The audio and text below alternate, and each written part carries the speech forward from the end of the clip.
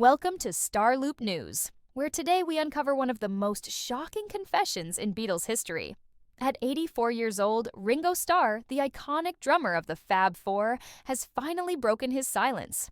After decades of rumors and speculation, he's revealed that Yoko Ono's role in the Beatles' breakup may have been far more damaging than we ever imagined. For years, fans and historians have debated what really tore the Beatles apart.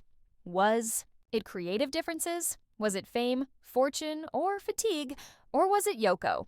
Now, for the first time, Ringo's personal account paints a vivid picture of the chaos that unfolded behind closed doors, and his words could change everything we thought we knew. Ringo, born Richard Starkey in Liverpool, had an early life filled with hardships, from near-death illnesses to family struggles. But even in hospital beds and working-class streets, he found rhythm. That passion for drumming carried him through life's toughest moments and eventually brought him face-to-face with the biggest band in the world. When Ringo joined the Beatles in 1962, replacing Pete Best, fans were outraged at first, but his charm, humor, and undeniable talent quickly won them over. Ringo became more than a drummer. He was the band's heartbeat. His timing and feel added depth to every track, and his personality brought warmth and balance to the group's dynamic.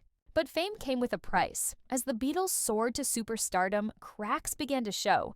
Internal tensions grew, creative differences emerged, and personalities clashed. According to Ringo, a major turning point came during the recording of the White Album. Yoko Ono's constant presence in the studio created a toxic atmosphere. No longer were the Beatles a tight-knit quartet. Instead, it was John and Yoko on one side and the rest of the band on the other. Ringo recalls the sessions as increasingly tense, where arguments flared and collaboration gave way to conflict. He felt sidelined, creatively stifled, and emotionally exhausted. So much so that he walked away, briefly quitting the band and retreating to Sardinia. The rift was real, and while he was welcomed back with flowers on his drum kit, the damage had already been done. But the toll wasn't just professional. Personally, Ringo struggled during this time. He admits to battling alcoholism, a fight that mirrored the band's unraveling. It was a dark chapter filled with pain, confusion, and the slow, heartbreaking realization that the brotherhood they once shared was fading. And now, decades later, Ringo is telling his side of the story.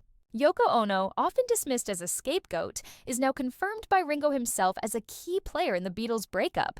Her influence over John Lennon shifted the group's chemistry, tipping the scales at a time when unity was already fragile. It's a confession that doesn't come with malice, but with melancholy. Ringo isn't trying to blame, but rather to explain, to finally give voice to the emotional storm that tore apart the world's most beloved band. For him, it wasn't just the end of a musical era, it was the loss of a family. So what does this mean for the Beatles' legacy? Could more revelations come from Paul McCartney or others who witnessed the fallout?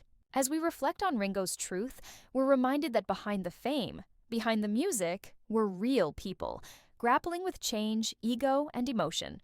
And now, we want to hear from you. Do you think Yoko Ono was truly the final straw that broke the Beatles? Or was it always going to end this way? Leave your thoughts in the comments, hit that like button if you learned something new, and don't forget to subscribe to Star Loop News for more deep dives into the lives of your favorite stars. Tap the bell icon so you never miss a beat, because the next big revelation could be just around the corner.